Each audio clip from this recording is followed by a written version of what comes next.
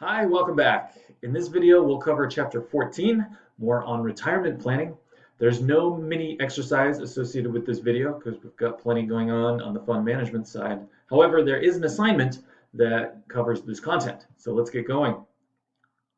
In the previous chapter, we talked about retirement income sources.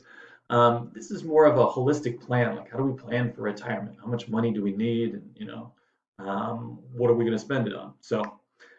And for me, this looks like a lot of other problems in finance where we forecast, retirement cash flow needs, cash outflows, how much am I going to have to spend in retirement, forecast the savings, what am I going to save for retirement, and then see if there's enough money for you to make the problem work. And if not, we're going to fix it. So forecasting retirement budgets, obviously there's a lot of uncertainty around these, especially if a client is pretty far from retirement, right? How much will I pay for a house or rent in 35 or 40 years? It's hard to estimate that accurately, but we can try. And so maybe one idea about figuring out a retirement budget is to take a look at your own budget right now, or take a look at the client's current budget and try to, which, that's a good idea regardless of whether you're thinking about retirement or not, right? What does my budget look like right now? And compare that current budget, try to adapt that current budget to how it might look in retirement. Will I spend more on this, less on this? Could be a starting point. And then as far as what can fund our retirement, we talked about retirement income in the previous chapter. Obviously, there's uncertainty about some of these, particularly Social Security, if we're far from retirement.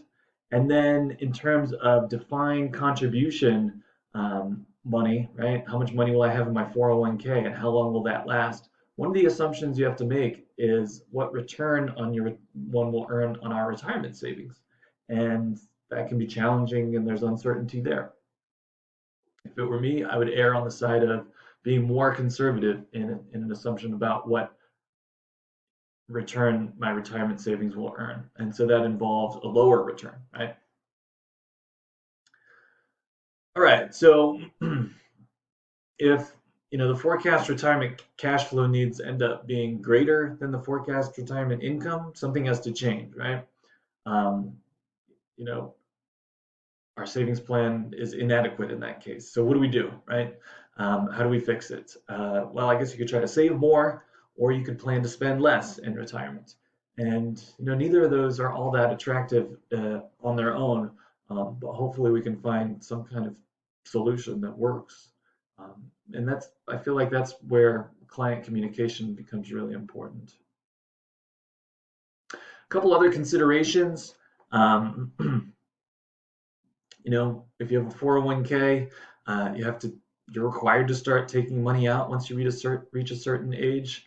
There's tax considerations that I'm not a subject matter expert on. And then there's things like, well, how do I leave money to my beneficiaries in a most efficient manner?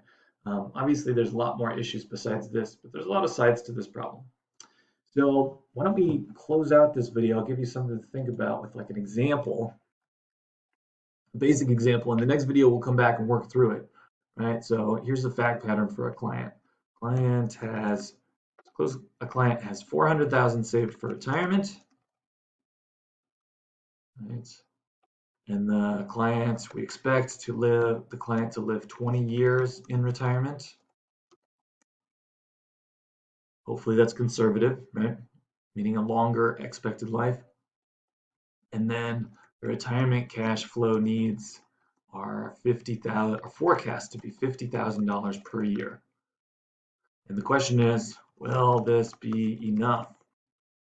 Right?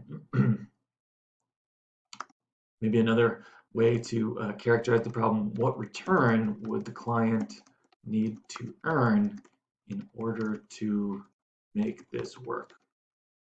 So in the next video, why don't we come back and approach that problem and maybe take a look at a little bit more involved example and see how to work through this. Thanks for tuning in as always.